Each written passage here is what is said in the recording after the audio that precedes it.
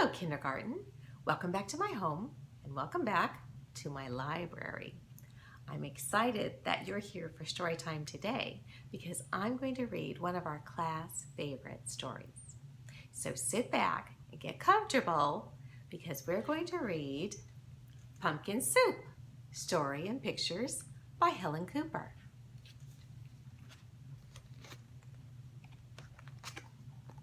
Here's our title page, Pumpkin Soup, Story and Pictures by Helen Cooper. Deep in the woods, there is an old white cabin with pumpkins in the garden.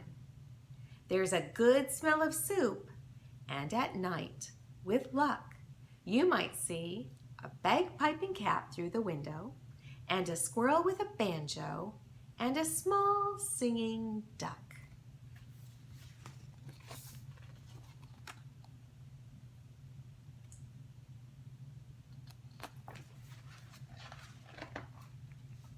Pumpkin soup, the best you ever tasted. Made by the cat who slices up the pumpkin. Made by the squirrel who stirs in the water. Made by the duck who scoops up just a pipkin of salt and tips in just enough.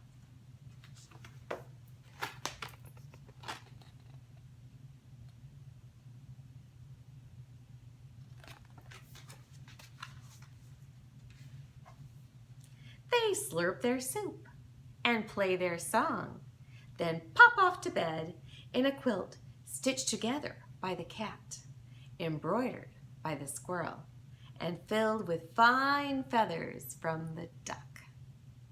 It's peaceful in the old white cabin.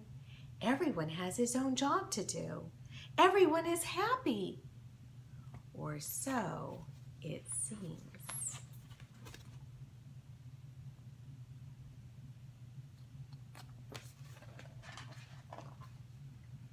But one morning, the duck woke up early. He tiptoed into the kitchen and smiled at the squirrel's special spoon. "Wouldn't it be fine," he murmured, "if I could be the head cook?" He drew up a stool, hopped on top, and reached until his beak just touched the tip of the spoon. Kerplunk! Down it clattered. Then the duck trotted back to the bedroom, held up the spoon, and said, "Today it's my turn to stir the soup."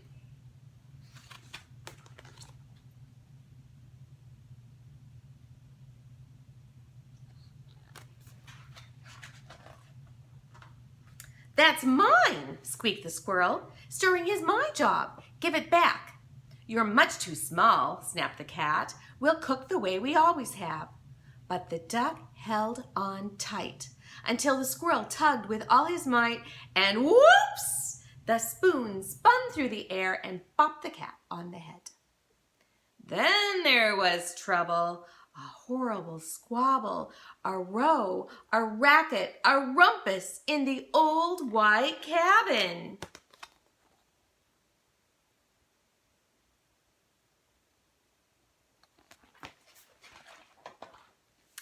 "I'm not staying here," wailed the duck. "You never let me help with anything." And he packed up a wheelbarrow, put on his hat, and waddled away. "Oh, you'll be back," stormed the cat, "after we've cleaned up." And the squirrel shook his spoon in the air. But the duck did not come back. Not for breakfast, not for lunch. "I'll find him," scoffed the cat. "He'll just be hiding outside."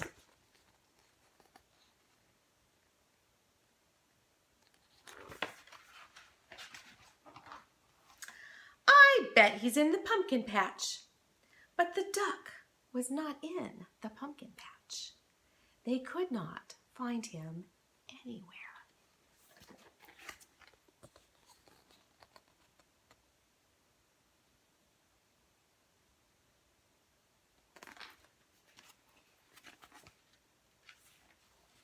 So they waited all that long afternoon.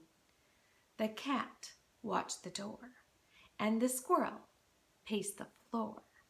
"That duck will be sorry when he comes home," they muttered. But the duck didn't come home, not even at soup time.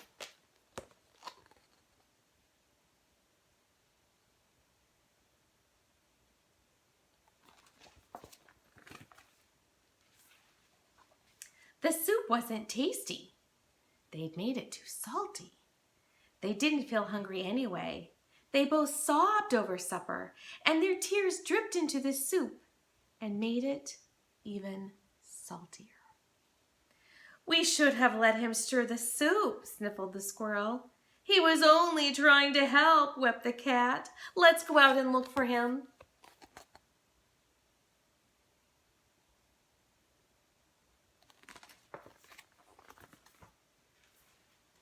The cat and the squirrel were scared as they wandered down the path in the dark, dark woods. They feared for the duck all alone with the trees and the foxes and the wolves and the witches and the bears. But they couldn't find him.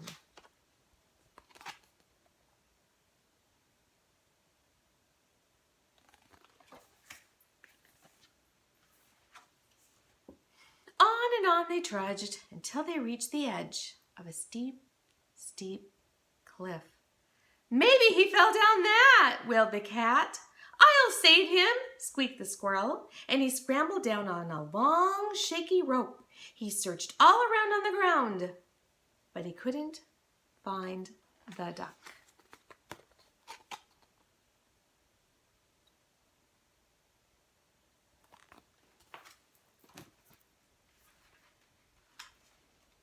Then the cat whispered in a sad little voice, "Duck might have found some better friends."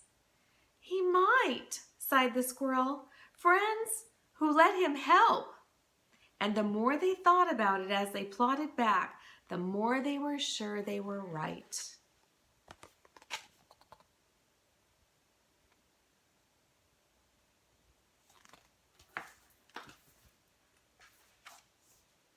But when they were almost home, they saw a light shining from the old white cabin. "It's Duck!" they shrieked as they burst through the door. And the duck was so happy to see them. He was also very hungry, and though it was late, they all thought they would make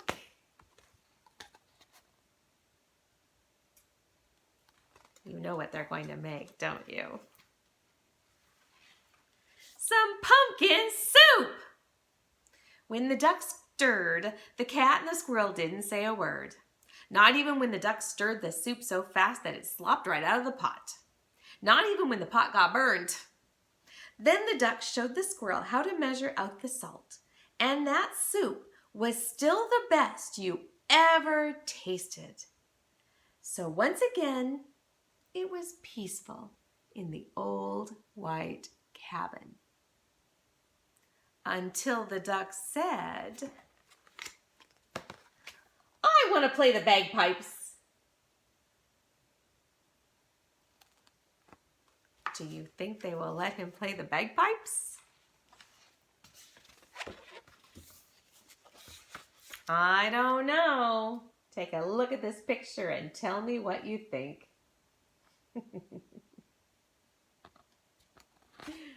The end. What a wonderful story about soup and friendship.